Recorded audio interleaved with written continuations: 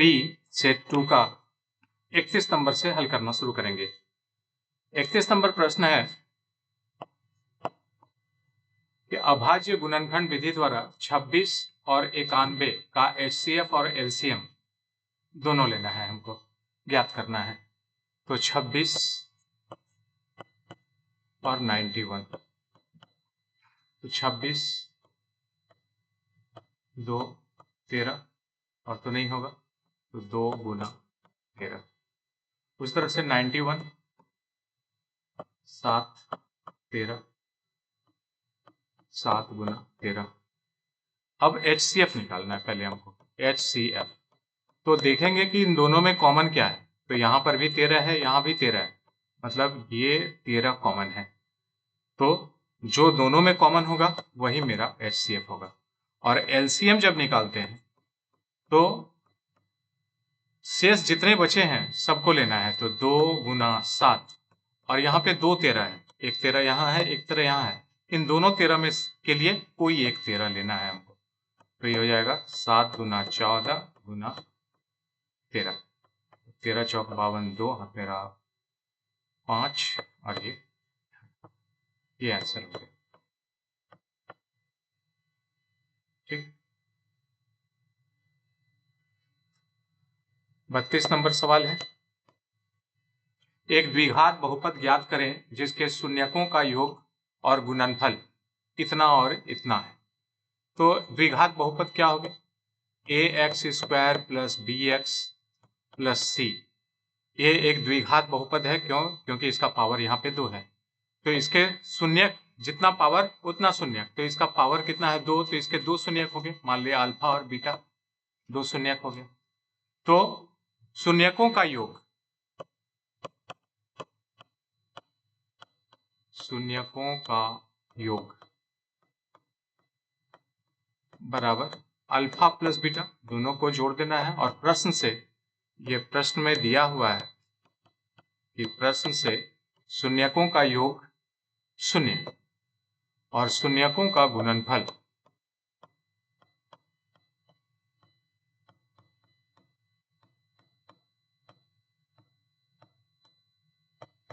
Alpha into beta बराबर √5।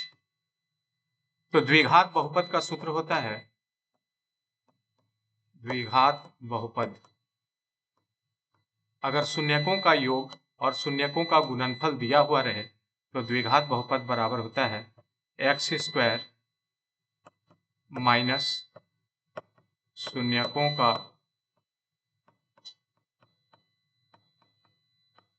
योग into x plus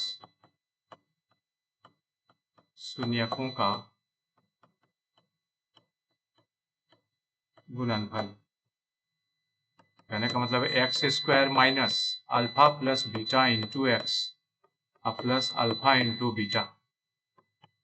जो वैल्यू दिया है वो रख देना है। अल्फा प्लस बीटा का मान कितना है? 0 है, तो 0 into x, alpha into beta का है √5, यानी x² माइनस 0 प्लस √5, यानी हो गया x² प्लस √5। ये द्विघात बहुपद हो गया मेरा।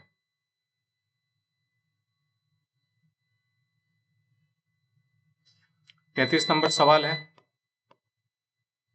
एक कक्षा 10 के 10 विद्यार्थियों ने गणित की पहली प्रतियोगिता में भाग लिया। यदि लड़कियों की संख्या लड़कों की संख्या से 4 अधिक है तो माना लड़कों की संख्या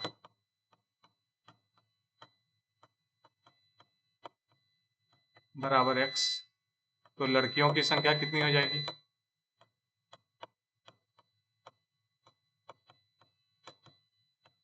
लड़कों की संख्या से 4 अधिक, यानी x प्लस 4। कुल विद्यार्थी कितने हो गए? कुल विद्यार्थी बराबर 10, और कुल विद्यार्थी में क्या क्या हो गया? लड़कों की संख्या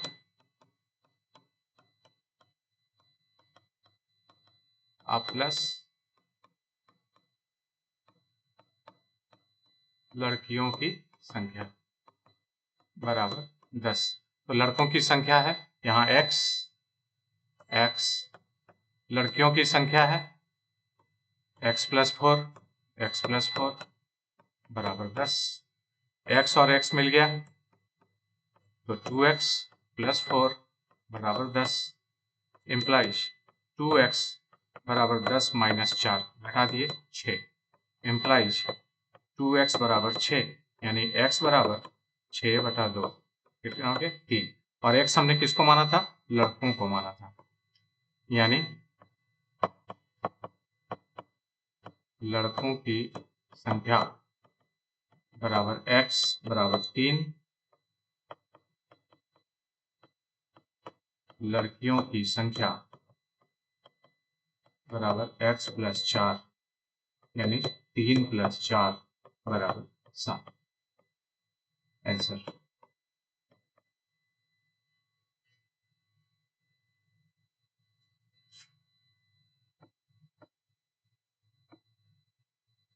चौंतीस नंबर सवाल है,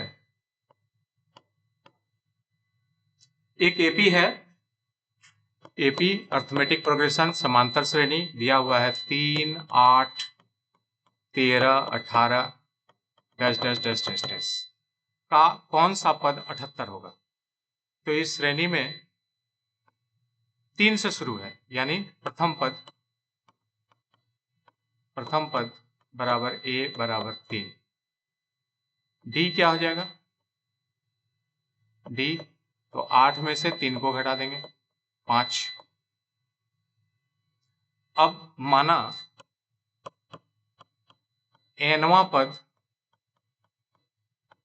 बराबर है 78 और nवां पद का सूत्र होता है a plus n minus 1 into D बराबर 78। वैल्यू रखते हैं हम लोग, a का मान है 3 प्लस n माइनस 1 डी हो गया 5 बराबर 78 इम्प्लाइज n माइनस 1 इंटू 5 बराबर 78। ये संख्या है, इसको उधर भेज रहे हैं, -3 बराबर हो गया 75। अभी दोनों में गुना का संबंध है, बराबर के उधर भेजेंगे 5 को तो भाग हो जाएगा, यानी n माइनस 1 बराबर 75/5।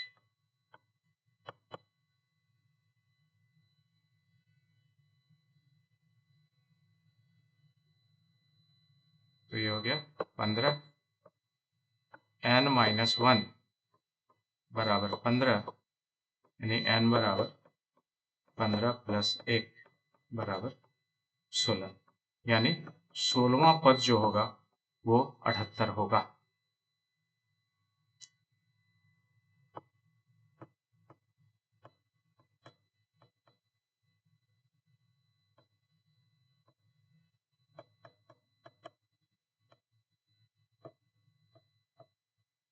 इसको हम दूसरे रूप में ऐसे भी तोड़ सकते हैं, यहां से 3 प्लस 5 का एन के साथ गुना हो गया 5n माइनस 5 बराबर 78। तो 5n यहाँ -2 है, यहाँ +3 है, तो ये हो गया -2 बराबर 78, यानी 5n बराबर 78 प्लस 2 यानी 5n बराबर 80, यानी n बराबर 80/5 कट जाएगा 16, यानी n बराबर 16। तो कैलकुलेशन आप इस प्रकार करें चाहे ऐसे करें, आंसर आपका 16 है।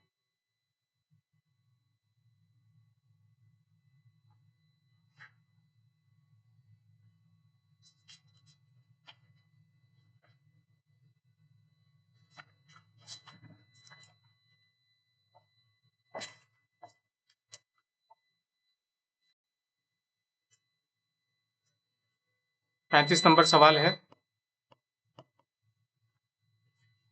एक चतुर्भुज है एबीसीडी के विकर्ण परस्पर बिंदु O पर इस प्रकार प्रतिच्छेद करते हैं कि AO बाई BO बराबर CO बाई DO। तो दिखाना है कि जो चतुर्भुज है वो समलंब है। ये सेट 1 का भी 35 नंबर क्वेश्चन वही है, सिर्फ क्वेश्चन को उलट दिया है, तो स्टेटमेंट को उल्टा है क्वेश्चन का। तो ये समलंब चतुर्भुज हो गया।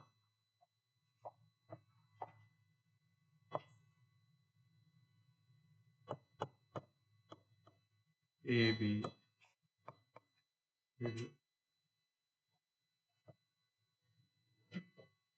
ये विकर्ण हो गया ओ।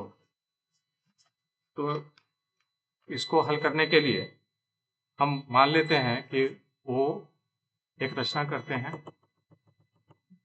ओ ई, इसको हम लोग पैरेलल खींचेंगे तो माना ओ ई समानांतर हो गया ए बी का। त्रिभुज ए बी डी में ये वाला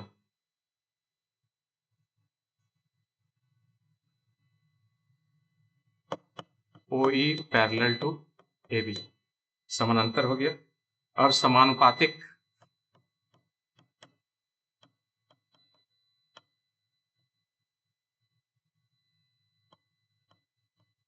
प्रमेय से ए ई बाय ई डी बराबर O B by O D. यहां से यहां तक ए ई बाय ई डी ये बराबर हो जाएगा O B by O D के। समीकरण नंबर 1 कर दिया हमने।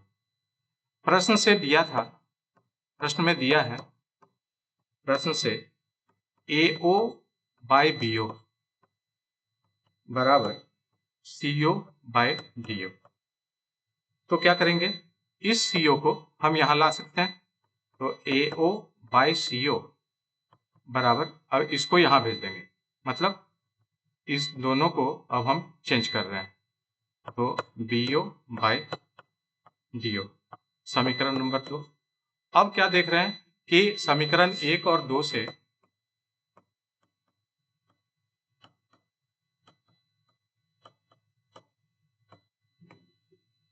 यहां का O B by O D और यहां भी O B by O D दोनों का राइट हैंड साइड बराबर है, तो लेफ्ट हैंड साइड भी बराबर हो जाएगा। तो ए ई बाय ई डी बराबर ए ओ बाय सी ओ, यानी इसका मतलब हुआ, अतः ई ओ समानांतर हो गया डी सी। इस प्रकार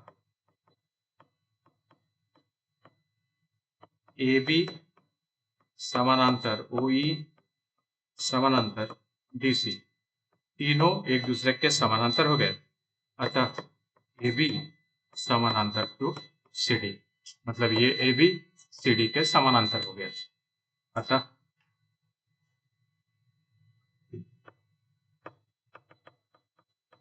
ए बी सी डी समलंब चतुर्भुज है। ये सिद्ध हो गया।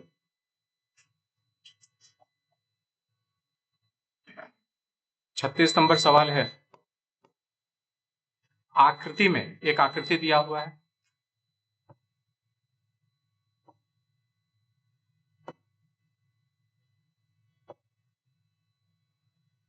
यही आकृति है पी क्यू ओ आर और एस। त्रिभुज सिद्ध करना है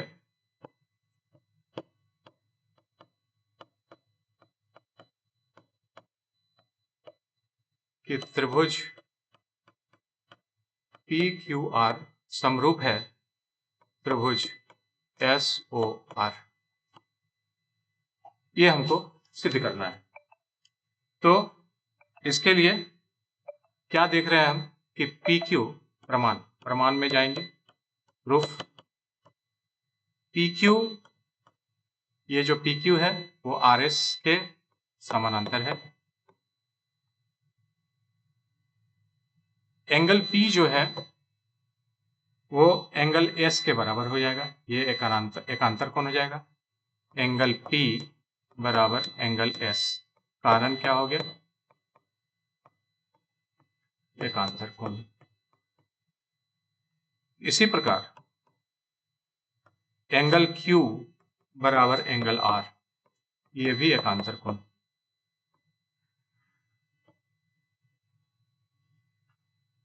त्रिभुज ये दोनों दिख रहे हैं, ये POQ एक त्रिभुज बन गया, यहां से ये एक त्रिभुज बन गया, तो ये वाला कोण के बराबर हो जाएगा। तो दोनों में एंगल POQ बराबर एंगल ROS, ये हो गया शीर्षाभिमुख कोण।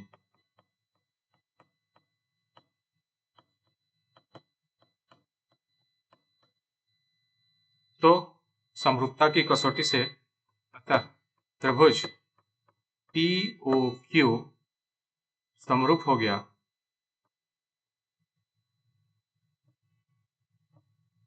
त्रिभुज SOR।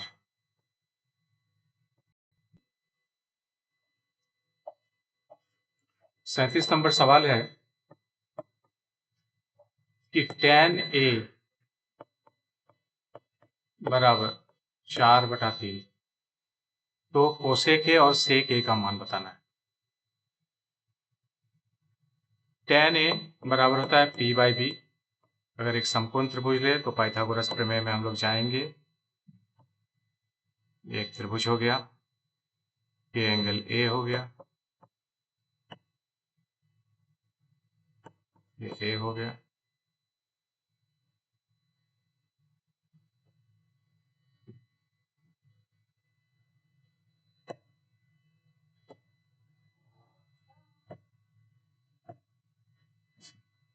तो tan A ये हो गया, P हो गया, ये B हो गया, ये H हो गया। हमारे पास है पाइथागोरस प्रमेय से कर्ण स्क्वायर बराबर लंब स्क्वायर और प्लस आधार स्क्वायर, यानी H बराबर under root P square plus B square.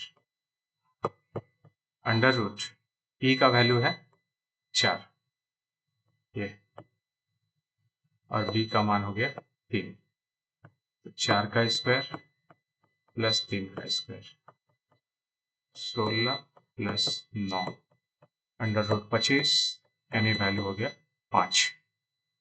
अब हमको चाहिए, प्रश्न में है कोसेक A, तो कोसेक A बराबर साइन का उल्टा होता है कोसेक, तो साइन होता है P/H, यानी हो जाता है H/P। H का वैल्यू निकाले हैं हम लोग, H बराबर यहाँ क्या निकला था 5, P का मान हो गया 4, और चाहिए हमको सेक A। सेक कॉस का उल्टा होता है, कॉस होता है B/H, तो हो जाएगा H/B। 5 और B का मान हो गया 3, यही आंसर माना है आंसर में।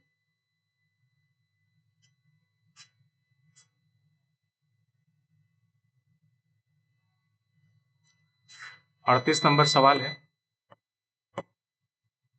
20 बल्ब के एक समूह में 4 बल्ब खराब है। टोटल बल्ब दिया हुआ है N ऑफ S बराबर 20। ई इवेंट कैसा घटना, तो खराब बल्ब होने की घटना। तो कुल खराब बल्ब कितने हैं 4। अब बोल रहा कि इसमें से गए और एट रैंडम एक बल्ब हम निकाल लिए, तो बोल रहा कि प्रायिकता क्या होगा कि यह बल्ब खराब होगा। खराब बल्ब होने की घटना थी, तो पहला नंबर इसका खराब बल्ब प्राप्त होने की प्रायिकता,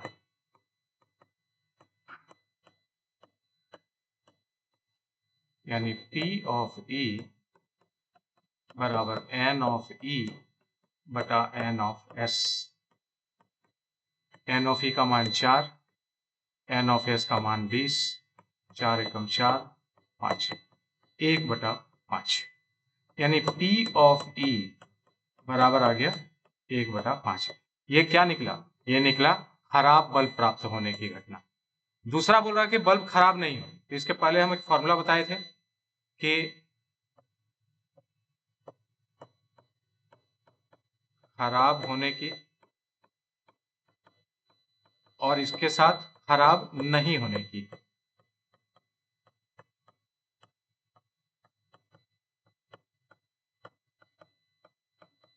दोनों को जोड़ेंगे तो वैल्यू आएगा 1, यानी P कैसा प्रायिकता, तो खराब नहीं होने की।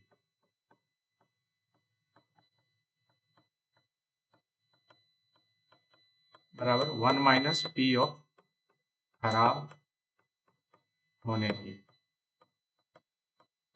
यानी 1 माइनस और P खराब होने की अभी अभी निकाले हम लोग 1/5, यानी ये हो गया 5 माइनस 1, 4/5। अब जिसको ये ना समझ में आए तो सीधे देखेंगे कि दोनों के बीच का डिफरेंस क्या है। यहाँ 1 है, यहाँ 5 है, यानी सीधे लिख देंगे P ऑफ ई डैश बराबर दोनों के बीच का डिफरेंस कितना है, 1 और 5 के बीच का अंतर 4, 4/5। ये हो गया आंसर। चाहे आप प्रोसेस से बनाए तो ऐसे और डायरेक्ट बनाए तो ऐसे।